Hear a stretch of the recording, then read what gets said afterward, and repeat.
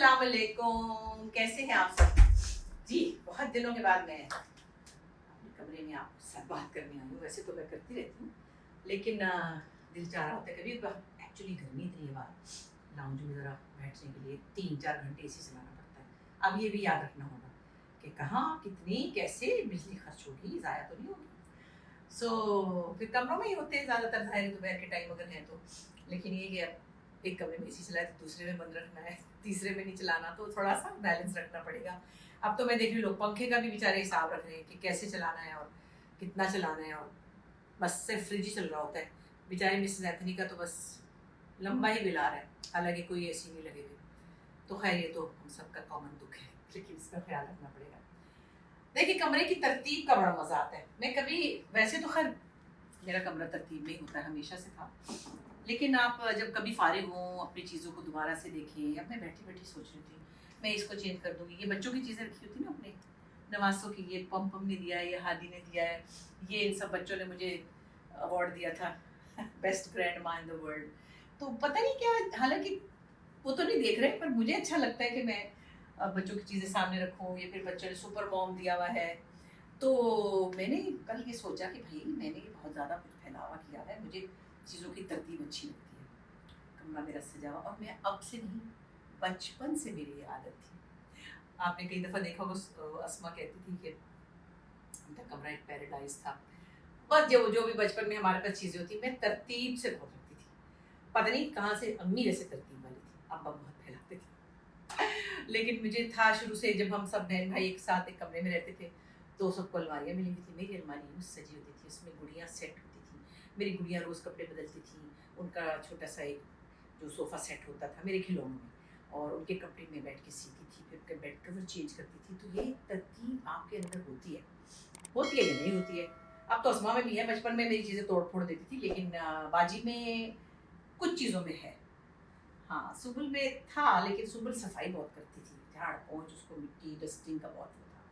लेकिन मैं ओवरऑल ना, एक मुझे अपना हर कोना में देखती हूँ ऐसे बैठ के, जैसे मैंने यहाँ प्लांट रखे थे, और फिर एक प्लांट मैंने आजकल बाहर रखा हुआ, ज़रा जल रहा था, तो मुझे अच्छा लगता है। इस कोने में प्लांट है, इधर मेरी राइटिंग टेबल है जो कि बहुत दिनों से उदास है, मैं उसके लिए, और मेरे लिए मैं अब लिखने का माइंड बना रही हूँ, क्योंकि मुझे अपनी मर्जी की चीज़ें लिखनी है। मुझे सास बहू की झगड़े नहीं लिखने, 1000 दफ़ा कहा है, मगर मैं उसमें काम कर लेती हूँ, कभी कभी लिखना नहीं चाहती। मेरे दिल का सुकून मेरा बाजा पड़ा हुआ है, हालांकि मैं जा नहीं रही इतना जितना चाहिए था। पिछले दिनों हस्बैंड की तबीयत अच्छी नहीं थी, तो टाइम भी नहीं मिला, शूटिंग भी नहीं, इजाज़त नहीं दे रही थी। और ये देखिए तस्वीरें, मेरी बहन सुंबुल, मेरी नज़रों के सामने इसकी तस्वीर रहती है। बस क्या बताऊँ। और साथ ही हाँ, ये वो यूट्यूब ने जो मुझे एक इज़्ज़त अफ़ज़ाई मेरी की है, ये भी रखा हुआ है। अब इसकी भी एक मैंने जगह बनाई है।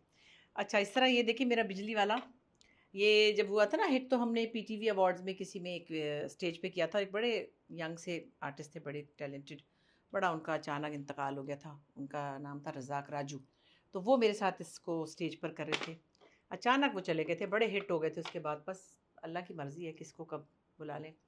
अच्छा खैर, ज़िंदगी में बात हो रही है तरतीब की, तो तरतीब जो है ना, वो हर मामले में, हर काम में अच्छी लगती है। अ, आपके कमरे में तरतीब, हाँ, मैंने एक जगह कहीं पढ़ा था, the first task in your life in in the morning is to make your bed.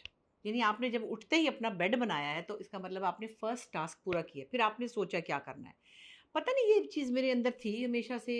कुछ चीज़ें आप इनहेरिट भी करते हैं, अम्मी में बहुत थी चीज़ें, लेकिन फिर आप उससे कुछ ज़्यादा इधर-उधर से भी पिकअप करते हैं चीज़ें।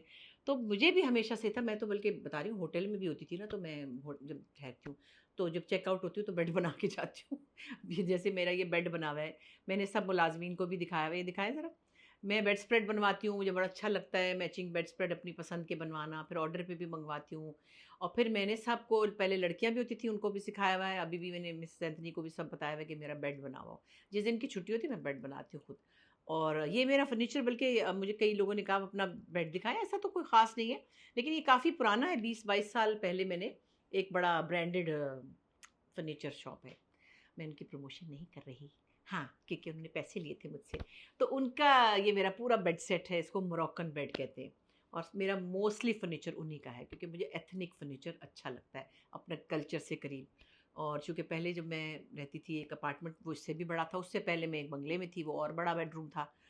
तो इस कमरे मेरे बेडरूम में ये भी था, फिर राइटिंग टेबल भी इसके साथ मैचिंग है, फिर ड्रेसिंग टेबल भी थी, फिर ड्रेसर जिसमें ज्वेलरी रखते हैं वो, तो काफ़ी चीज़ें उसमें आ जाती थी, और एक उसके साथ की ट्रॉली भी थी, तो काफ़ी बड़ा कमरा था। अब वही बात है, कमरा जैसे-जैसे छोटा होता जा रहा है और वैसे-वैसे सामान भी कॉम्पैक्ट होता जा रहा है। तो ये देखना होता है कि किस कोने में क्या अच्छा, देखिए उस कोने में वो मैंने पौधे की जगह बनाई है। वो मुझे अच्छे लग रहे हैं छोटे-छोटे प्लांट, तो मैंने ये बड़ा ढूँढ के निकाला इसका स्टैंड, कि मेरे कमरे में छोटे-छोटे प्लांट मैं कैसे रखूँगी। और कुछ चीज़ें फिर यहाँ आके उसी हिसाब से बनवाई। ये उसी के साथ की बेड साइड टेबल है जो मैंने इस वक़्त इस पे हारमोनियम रखा हुआ है। तो ज़िंदगी में तरतीब सिर्फ़ सामान की नहीं होती है, और सामान महँगा नहीं होना चाहिए। ये ज़रूरी नहीं कि जिसके पास महँगा सामान है, तरतीब भी उसके पास है, नहीं। मैंने बड़े-बड़े आलीशान घरों में हम शूटिंग भी करते हैं। इतना मैंने कोई भोड़पना देखा है, सॉरी टू से, काले-काले पर्दे, काला बाथरूम, काला-काला सोफ़ा, काला, मतलब हर चीज़ डार्क, डार्क, डार्क, उससे कमरे की एक नेगेटिव एक तो वाइब्स आती हैं, दूसरे अजीब-सा मुझे लगता है। तो मुझे लगता है एक कुशादा, रोशन, हवादार, चाहे छोटा फ्लैट हो, चाहे बड़ा घर हो, वो कमरे की एक फीलिंग आपको बहुत अलग तरह की, मतलब एहसास देती है। तो मुझे बहुत अच्छा लगता है हल्के रंगों में। अब जैसे ये ब्राउन दरवाजे बने हुए अलमारी के, तो भाई ब्राउन दरवाजे बने तो मैं तो चेंज नहीं कर सकती, तो मैंने फिर इसके साथ कॉम्बिनेशन बनाया, ब्राउन एक टू सीटर सोफ़ा, फिर मुझे लगा ये बहुत डार्क है, फिर इस पे ये पीला सा एक मैंने कुशन सा डाला है। फिर इसी तरह मैंने अपने बेड सेट के साथ ये, तो कहने की बात है कि जब आप ज़िंदगी को तरतीब से गुजारते हैं, पहले आप अपना कमरा, अपने लिबास, अपने रोज़मर्रा के मामूलात, और फिर अपनी ज़िंदगी में लोगों के साथ जो बरतना है, बर्ताव है, उसमें तरतीब लाते हैं। तो फिर तरतीब से बात करते चले जाएँ तो एक और चीज़ जो मुझे बहुत बॉदर करती है, वो है उधार और कर्ज़ा, क्रेडिट कार्ड।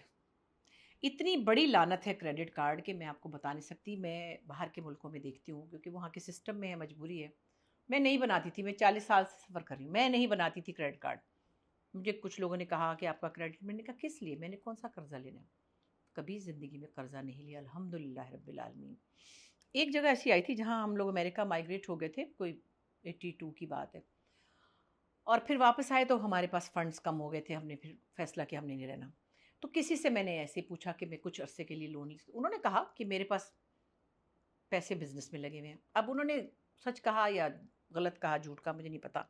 मैं उस दिन इतनी अपने आप से शर्मिंदा हुई कि मैंने ये क्यों कहा? हालाँकि मैं उतार देती, मगर फिर उसके बाद मैंने कभी भी किसी से लोन नहीं माँगा।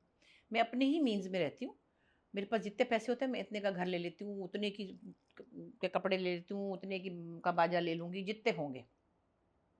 5 लाख का बाजा भी होता है, मैंने नहीं लिया वो। बस ठीक है ना, मैं कंफ़र्टेबल हूँ, जितना मैंने इसको टाइम देना है, मैं इस पे इतना पैसा फूँक दूँ खामख़ा। तो यही मैं कहती हूँ कि क्रेडिट कार्ड से अपने बच्चों को डराएँ। मैंने तो अपनी बेटियों से कहा है, बट डरा दें कि कभी भी आपने लोन नहीं लेना। क्रेडिट कार्ड, सॉरी टू से दिस वर्ड, बेगैरत बना देता है आपको। कि हाँ, अभी ले लें बड़ा टीवी, वो तो उतर ही जाएगा, क्रेडिट कार्ड से ले लेते हैं, बेगैरत बना देता है आपको। बड़ी गाड़ी ले लेते हैं, बाद में तो उतर ही जाएगा। बाहर तो ऐसे होता है, 25% देते हैं, आपको घर मिल जाता है। चलो, वहाँ सिस्टम ऐसा है, आपको सहूलत मिल जाती है, आप उसको किराए को कर्ज़े के तौर पे उतार देते हैं, वो काट लेते हैं आपसे। लेकिन कर्ज़ा लेके घड़ियाँ लेना, कर्ज़ा लेके बड़ी गाड़ियाँ लेना, कर्ज़ा लेके बड़ा टीवी लेना, ये मजबूरी नहीं है। मजबूरी है कोई खुदा ना ख़ास्ता बीमारी आ जाती, परेशानी आ जाती, वो और बात है। मैं फिर भी कहूँगी, बेटियों की शादियों के लिए भी मत लें कर्ज़ा, क्यों लेना है आपने? जो रिश्ता लेने आ रहे हैं उनको बताएँ कि जी हमारी ये औकात है, ये हमारी बेटी है, सबसे बड़ा ख़ज़ाना वो हम आपको दे रहे हैं। तो इसके साथ सामान हम नहीं दे सकते, या खाना भी हम वो करेंगे जितना हम अफ़ोर्ड कर सकते हैं। अब आपको प्रैक्टिकल होना पड़ेगा, और वही बात, तरतीब ज़िंदगी में तरतीब हर चीज़ में चाहिए। मैं, अल्लाह मुझे माफ़ करे, किसी ने भी कभी भी चले जाना है, मैं कल चली जाऊँ, मेरे ऊपर एक पैसे का उधार किसी का नहीं है, मैंने नहीं देना किसी को। किसी ने देना है मुझे कुछ, ना सही, मैंने नहीं देना किसी को। तो ये शुक्र मुझे लगता है कि जो ज़िंदगी में पहना, खाया, पिया, बनाया, घर बनाया, जो भी, किसी से कभी लोन लिया ही नहीं। इतना बड़ा अल्लाह का एहसान है। ये बात नहीं कि मैं कोई बड़ी वेल ऑफ हूँ या मैं बड़ी कोई वडेरन हूँ, नहीं, मैं यही काम करती हूँ जो आप देखते हैं टेलीविज़न पे, कब से कर रही हूँ, बचपन से कर रही हूँ। इसी में मैंने रहकर स्टेज पे कर रही हूँ, टीवी देख रहे हैं आप लोग, मेरा कोई और बिज़नेस भी नहीं है। ना मेरी कपड़ों की कोई लाइन है, ना मेरा कोई मेकअप की लाइन है, ऑफ़र्स आती हैं मुझे, मगर मैं इतना फैलना नहीं चाहती, मेरी अपनी चॉइस है। तो बात यह है कि ज़िंदगी की तरतीब, बिस्तर बनाने से शुरू हुई हूँ मैं। पहला टास्क आपने बिस्तर बनाना है, घर कुछ चीज़ों को तरतीब से रखना है, ज़िंदगी में रिश्तों को तरतीब से रखना है।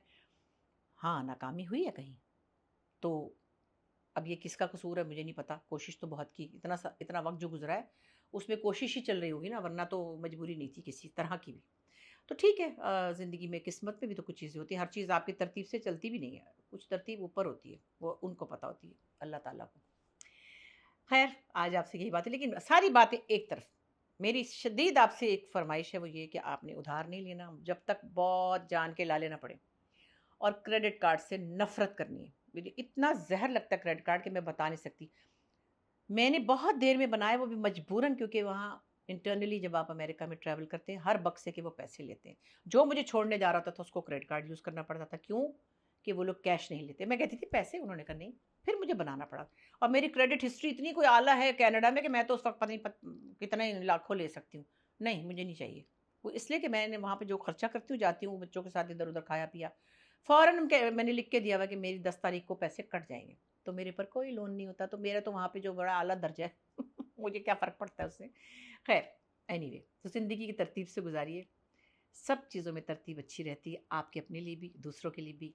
खुशियाँ भी आती हैं, परेशानियाँ भी आती हैं, तो आप उसमें से कुछ परेशानियाँ कम कर लेते हैं, क्योंकि आपने ज़िंदगी तरतीब से गुज़ारी है। बाकी बीमारी आना या कोई घरेलू मसाइल आना वो एक अलग चीज़ है, लेकिन फाइनेंशियली आप अपने आप को डुबाते जाते हैं, जब आप उधार लेते हैं, कर्ज़ा लेते हैं, रिश्तों की कदर खुद खो जाती है। मैंने किसी को कभी लोन दिया होता है, 1-2 दफ़ा ऐसा भी हुआ कि किसी प्यारे को दिया और उन्होंने देर कर दी और मुझे याद दिलाना पड़ा, तो उन्होंने बुरा मान लिया। ये भी होता है, तो डर लगता है कि ताल्लुक़ ना ख़राब हो, मगर लेती नहीं मैं पैसे। हाँ, बस खैर, तो आप अपनी ज़िंदगी को तरतीब से गुज़ारें, ताकि आपका जो है ज़िंदगी का एक अच्छा-सा सुकून से टाइम गुज़रे, और कोशिश करें, मजबूरी ना हो तो कभी भी ना क्रेडिट कार्ड यूज़ करें, ना उधार पकड़ें। ठीक है? खुश रहें, खुश।